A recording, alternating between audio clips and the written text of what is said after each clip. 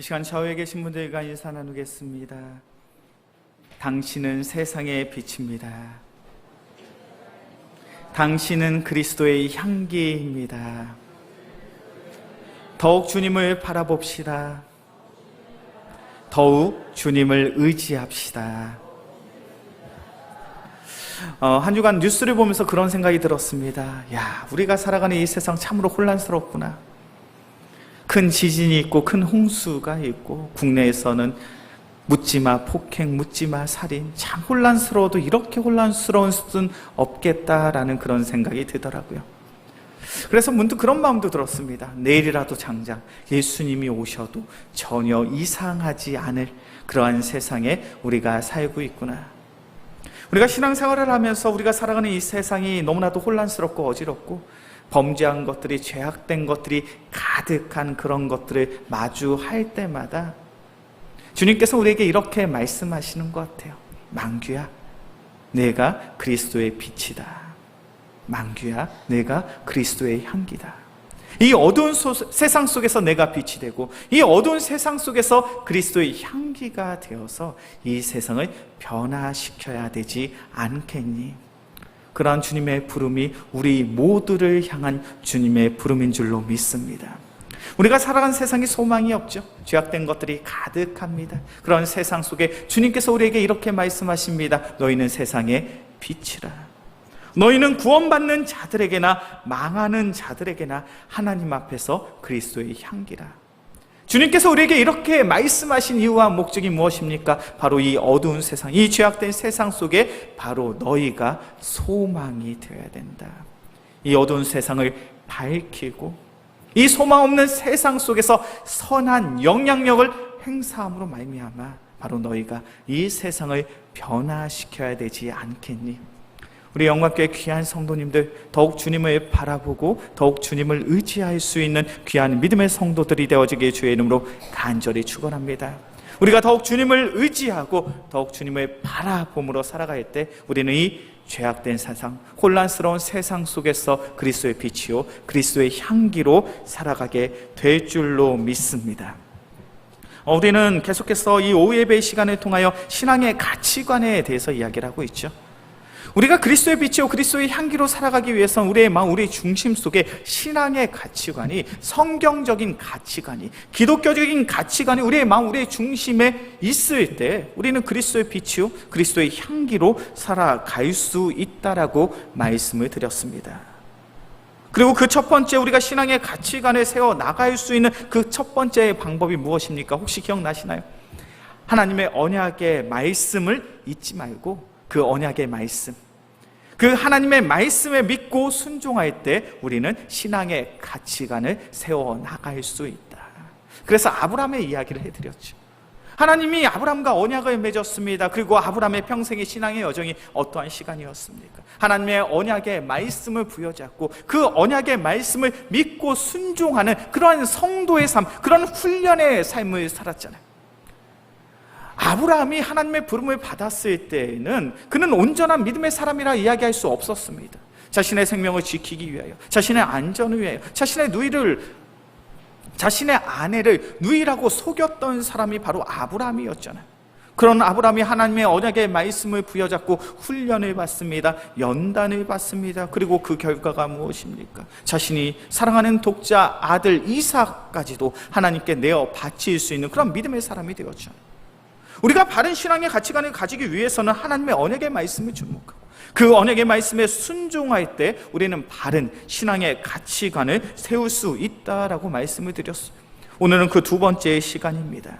우리가 바른 신앙의 가치관을 세우기 위해서는 우리는 어찌 해야 되는가?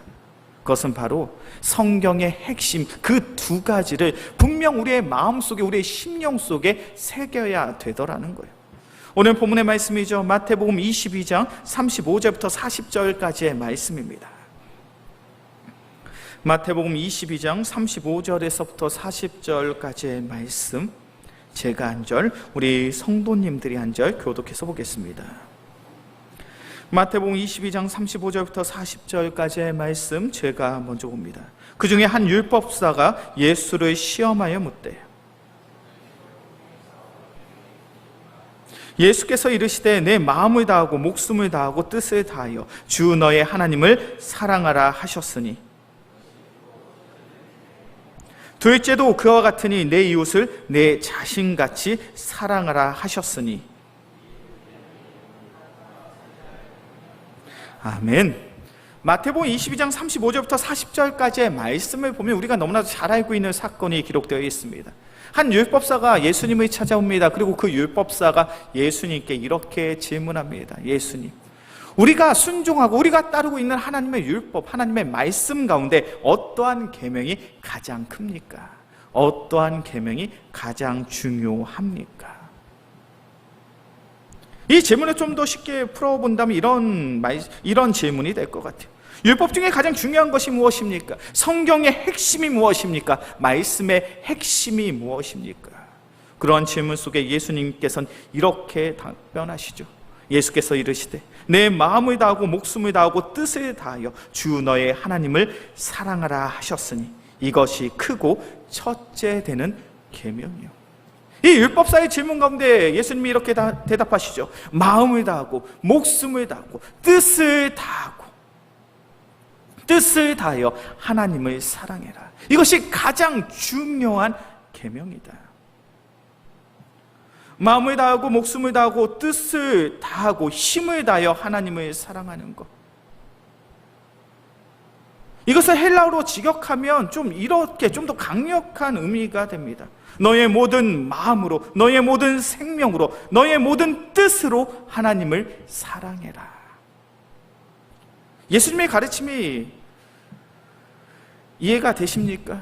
예수님의 가르침이 내 마음속에 느껴지십니까? 너의 모든 마음으로, 모든 생명으로, 모든 뜻으로, 모든 힘으로, 내가 가진 전부의 그것으로 하나님을 사랑하는 것, 그것이 너의 신앙생활 속에 가장 중요하더라는 것.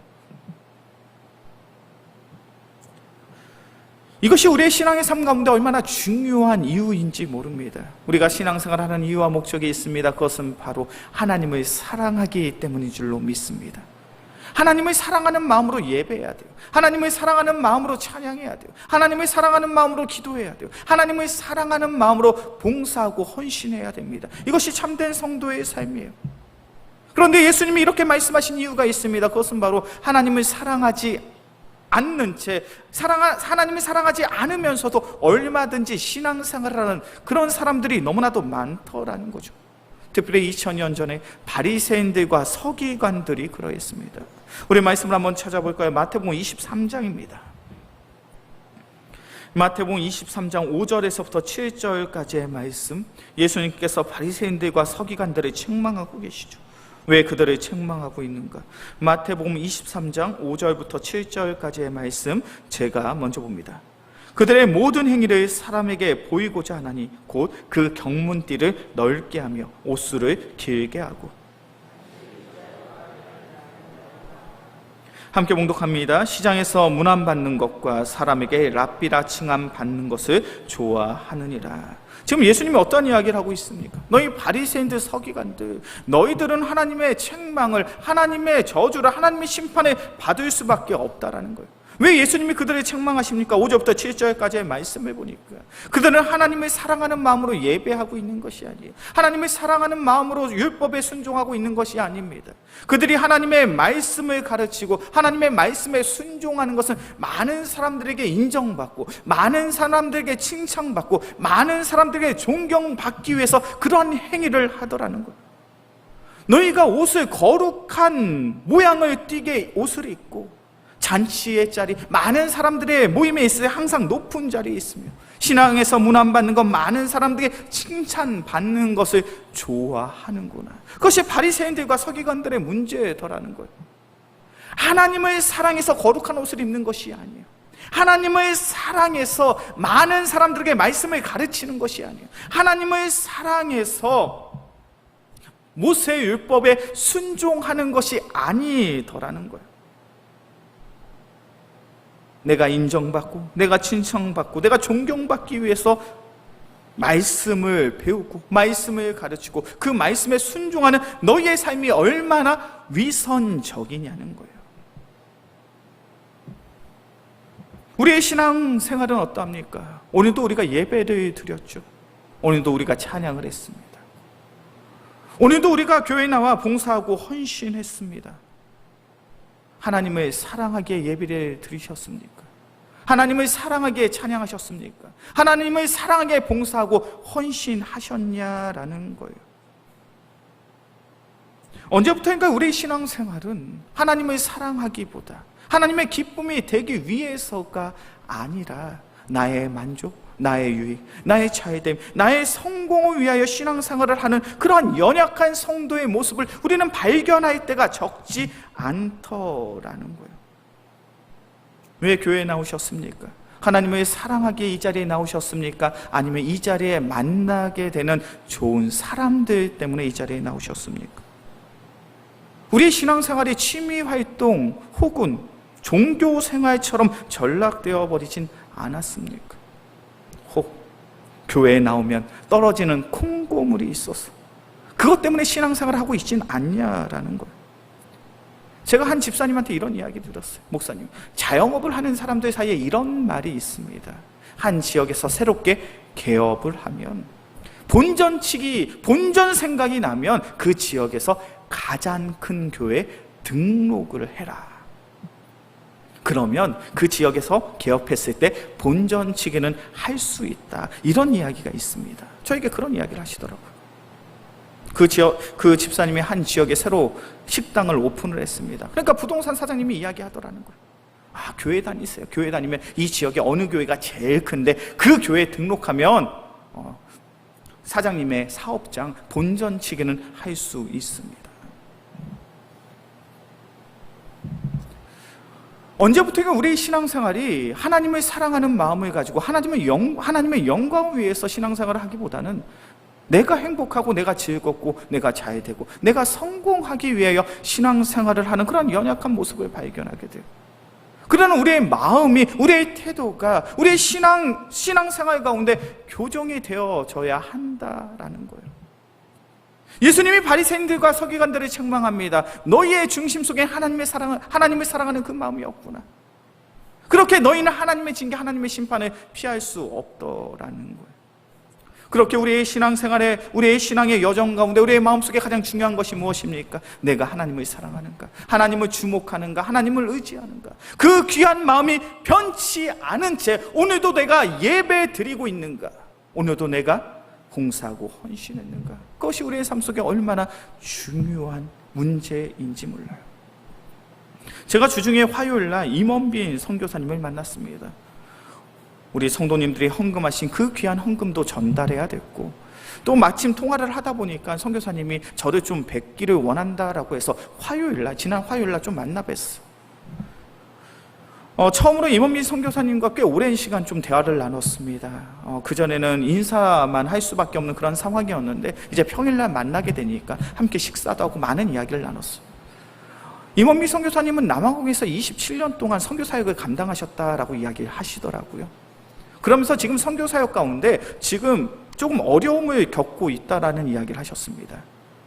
어떤 문제로 인하여 어려움을 겪게 됐냐면 지금 현지에 있는 그런 성도들을 제자 훈련을 하고 계시대요. 이 제자 훈련을 하면서 그들을 가르치고 있는데 이것이 참 쉽지가 않습니다라는 거예요. 그 선교사님이 저에게 이야기합니다. 남아공 현지에서 선교 사역을 하는 것이 그렇게 힘들지는 않더라는 거예요. 왜냐하면 예배를 마치고 밀가루를 나눠주기 시작을 하면 그렇게 많은 사람들이 교회에 모이더라는 거예요.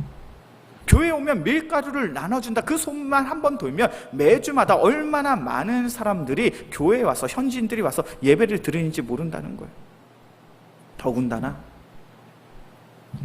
현지인들은, 흑인들은 흥이 많다라고 이야기해요. 그래서 예배 가운데 찬양하고 예배 가운데 노래하면 1시간씩 2시간씩 찬양하고 노래하는 건 문제도 아니라는 거예요.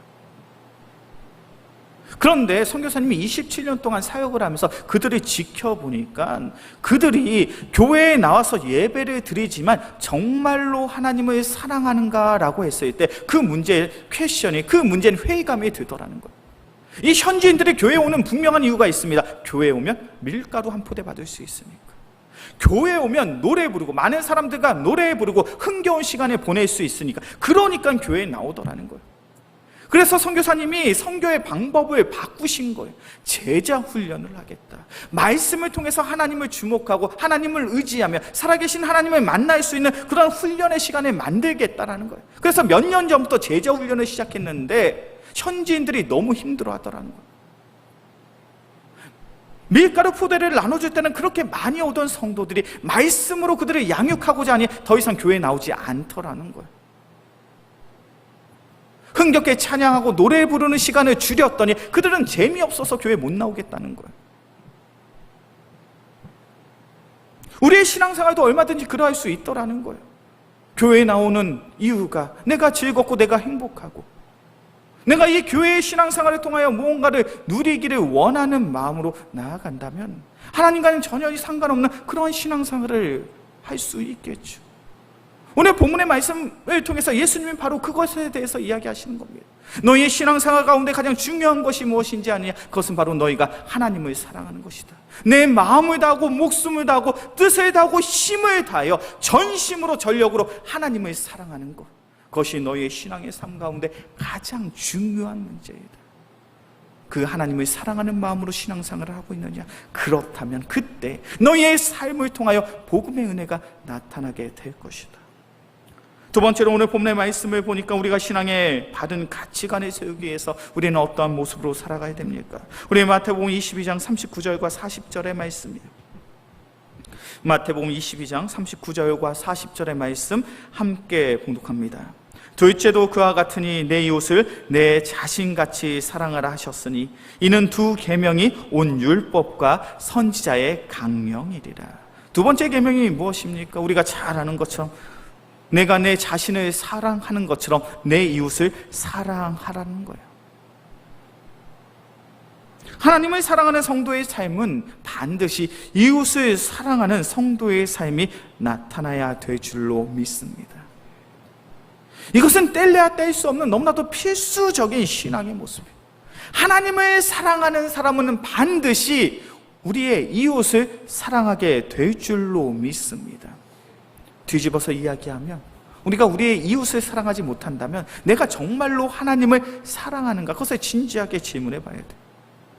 이것에 대해서 요한일서 4장 20절과 21절은 이렇게 말합니다. 우리 말씀을 한번 찾아볼까요? 요한일서 4장 20절과 21절의 말씀이에요.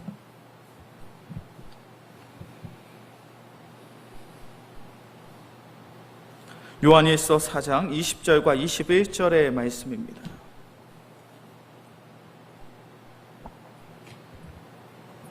요한일서 4장 20절과 21절의 말씀 같이 봉독합니다. 누구든지 하나님을 사랑하노라 하고 그 형제를 미워하며 이는 거짓말하는 자, 보는 바 그 형제를 사랑하지 아니하는 자는 보지 못하는 바 하나님을 사랑할 수 없느니라. 우리가 이 계명을 주께 받았나니 하나님을 사랑하는 자는 또한 그 형제를 사랑할지니라 하며. 요한일서 4장 20절과 21절의 말씀을 보면 성경 우리에게 분명히 말하죠. 너희가 하나님을 사랑하노라라고 이야기하며 너희의 형제를 미워한다면 이것은 거짓말하는 거예요. 하나님을 사랑한다라고 거짓 증거하는 거라는 거예요. 너희의 눈에 보이는 형제도 사랑하지 못하는데 어찌 너희의 눈에 보이지 않는 그 하나님을 사랑한다 고백할 수 있겠느냐? 우리가 계명을 받았으니 하나님을 사랑하는 자는 또한 그 형제도 사랑할 수밖에 없다. 우리가 하나님을 사랑한다면 우리의 이웃을 사랑할 수밖에 없습니다. 그것이 참된 성도의 삶입니다. 누가복음 10장의 말씀을 보면 예수님이 한 비유의 말씀이 있습니다. 우리가 잘 알고 있는 선한 사마리아인 비유라는 그 비유의 말씀이죠. 한 유대인이 여리고 성을 가다가 강도를 만나게 됩니다. 그래서 거의 죽기 직전까지 이르게 돼요. 그때 한 제사장이 그 곁을 지나갑니다. 그런데 그 제사장의 선택이 무엇입니까? 그를 보고 피하여 지나가되. 한 레위인도 그 죽어가는 유대인을 발견했습니다. 그런데 그 레위인의 선택이 무엇입니까? 그를 보고 피하여 지나가다. 우연히 한 사마리아인이 지나가게 됩니다. 그는 그를 보고 그 죽어가는 유대인을 보고 그의 상처를 싸매어주고 그를 치료해주고 그를 여관까지 끌어가서 여관에서 사용되는 그 모든 비용까지 다 지불해 주었다라고 이야기합니다. 우리는 그 비유의 말씀은 너무 잘 알고 있죠. 예수님이 그 비유의 말씀을 통하여 우리에게 전하시는 메시지가 무엇입니까? 제사장도 레위인도 그 죽어가는 유대인을 외면했다라는 거예요. 하나님의 말씀을 하고 모세의 율법을 잘 준행하고 지킨다라고 자랑하는 그들조차 이웃을 사랑하지 못하고 죽어가는 이를 외면하고 있더라는 거죠. 그들이 참되게 하나님을 사랑하는 자들이라고 이야기할 수 있겠냐는 거예요. 예수님이 질문합니다. 누가 강도 만난 자의 이웃이 되겠느냐? 유대인들이 조롱하고 유대인들이 멸시했던 이 사마리아인이 이 강도 만난 자의 이웃이 되더라는 거죠. 우리 영광교회 귀한 성도님들, 우리 주변에 있는 사람들에게 관심이 있으십니까? 복음을 알지 못하고 세상에 속하여 세상에 취하여 살아가고 있는 그런 불신자들에게 관심이 있냐라는 것. 언제부터인가 우리는 그런 마음을 가지고 신앙생활합니다. 나만 잘하면 되지 뭐. 우리의 가정만 구원시키면 되지 뭐. 굳이 내가 우리 주변에 있는 불신자들까지도 신경을 쓰고 그들 때문에 마음 상하고 그들 때문에 어려움을 겪으며 신앙생활을 할 필요가 뭐가 있겠어. 나만 교회 잘 나오면 되고 내 가족들만 열심히 신앙생활 하면 되지 뭐. 우리가 그런 마음을 가지고 신앙생활을 한다면 정말로 우리가 하나님을 사랑하고 있는 자들인지 우리가 진지하게 고민해 봐야 돼요. 하나님을 사랑하는 자는 이웃을 사랑할 수밖에 없습니다. 영혼을 향하는 국민의 마음을 가지고 살아갈 수밖에 없더라는 것이죠. 하나님을 사랑하지 않는 자들은 이웃에게 관심이 없습니다. 그들이 죽어가던, 그들이 예수님을 조롱하던, 그들이 세상 속에서 멸망된 인생을 살아가던 그거에 관심이 없더라는 거예요. 우리 영광교회 귀한 성도님들, 새생명 축제를 앞두고 정말로 우리의 마음속에 영혼을 사랑하는 그 귀한 마음을 회복할 수 있는 우리 모두가 되어지게 주의 이름으로 간절히 축원합니다. 우리가 영혼을 사랑하는 그 마음을 회복하여서 하나님의 나라를 위하여 하나님의 영광을 위하여 헌신할 때 분명 우리의 사역의 현장 가운데 우리의 삶 가운데 주님께서 놀라운 은혜와 은총을 허락해 주실 줄로 믿습니다. 임원빈 선교사님과 참 많은 이야기들을 나눴어요. 그러면서 임원빈 선교사님이 이제 10월 초에 이제 남아공으로 돌아가시겠다는 그런 이야기를 하시더라고요. 수술을 하고 병원에서는 최소 6개월 이상 안정을 취해야 된다고 이야기를 하셨대요. 제가 그 이야기를 듣고 이렇게 말씀을 드렸습니다. 선교사님, 최소한 그래도 4달, 5달 정도는 국내에 계신 게 낫지 않습니까? 국내에 계시면서 수술의 경과도 좀 살펴보시고 병원에 그렇게 좀 다니시는 게 낫지 않겠습니까? 근데 선교사님이 이렇게 이야기하시더라고요. 현지에 있는 선교지를 내버려 둘 수 없다라는 거예요. 물론 아내가 있고 물론 현지인 사역자들이 있지만 분명 내가 그곳에서 내가 감당해야 될 사역이 있더라는 거예요. 내가 그 사역의 현장을 떠나 있으면 있을수록 그들은 더욱 영적으로 힘들고 어려운 시간을 겪을 수밖에 없더라는 거예요. 그 마음이 이해가 되십니까? 그들은 우리와 다른 민족의 사람들이잖아요. 피부색이 다릅니다. 언어가 다릅니다. 상호 환경이 달라요. 어찌 보면 우리 사람들과는 이 나라 이 민족의 우리와는 전혀 상관이 없는 그러한 민족의 사람들입니다. 그런데 임원빈 선교사님의 우선순위는 너무나도 분명하더라고요. 현지인들이 너무나도 소중한 거예요.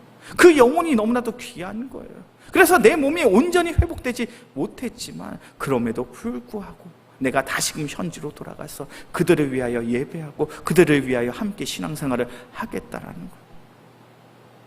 이웃을 사랑하는 마음이 이러한 마음인 줄로 믿습니다. 이제 말씀을 정리하겠습니다. 한 율법사가 예수님께 질문을 합니다. 성경 속에서 말씀 속에서 가장 중요한 계명이 무엇입니까? 그 질문 속에 예수님은 분명하게 말씀하시죠. 하나님을 사랑하는 것, 이웃을 사랑하는 것이 가장 중요하고 가장 소중한 것이다. 이 말씀은 이 시대를 살아가고 있는 우리에게도 동일하게 적용이 되는 줄로 믿습니다. 우리가 신앙생활을 하며 정말로 그리스도의 빛이요 그리스도의 향기로 살아가길 원하십니까? 그렇다면 우리의 마음속에 분명한 우선순위가 있어야 돼. 이 세상의 그 무엇보다도 하나님을 사랑하는 것이 가장 중요하고, 이 세상을 살아감에 있어서 이웃을 사랑하는 것이 가장 소중함을 고백할 수 있는 우리 모두가 되어지길 주의 이름으로 간절히 축원합니다. 그때 우리는 이 혼란스럽고 이 어지럽고 이 죄악된 세상 속에서 주님 앞에서 그리스도의 빛이요 그리스도의 향기로 쓰임받게 될 줄로 믿습니다. 기도하겠습니다. 사랑해 주님 감사합니다. 우리 영광교회 귀한 성도들이 바른 신앙의 가치관을 가지고 그리스도의 빛이요 그리스도의 향기로 살아가길 소원합니다. 그러한 인생, 그러한 삶을 살기 위해서는 우리가 오직 하나님만을 사랑하고 이웃을 더욱 사랑해야 될 줄로 믿습니다. 그 귀한 명령을, 그 귀한 말씀을 우리의 마음에 담아 오직 하나님을 사랑하고 이웃을 더욱 아름답게 사랑할 수 있는 귀한 은혜의 성도들이 되게 하여 주옵소서. 이 모든 말씀 우리를 사랑하시는 예수 그리스도의 이름으로 기도합니다. 아멘.